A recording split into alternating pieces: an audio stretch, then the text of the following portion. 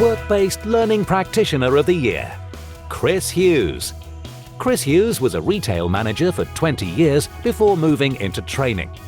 He is the Institute of Leadership and Management tutor with ACT training in Cardiff, delivering work-based training across South Wales.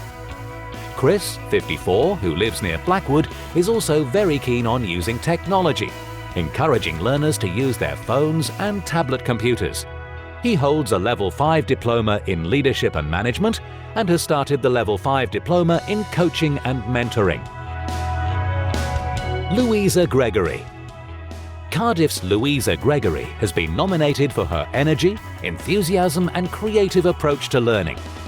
28-year-old Louisa, who works for ACT Training, is working towards an ILM Level 3 in Management and is a keen advocate of social media and uses Twitter and her blog to network and share best practice.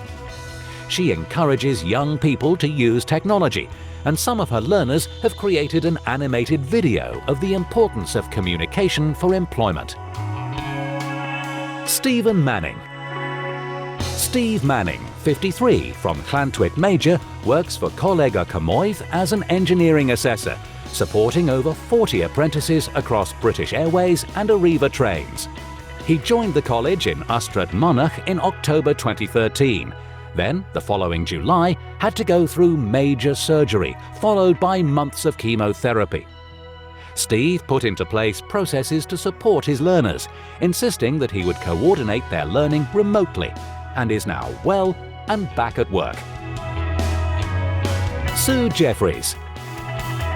Sue Jeffries from Barry supports learners in a variety of roles, from carpenters with the opera, to costume dressers on popular TV series Casualty, editors on Doctor Who, and runners on Hinterland.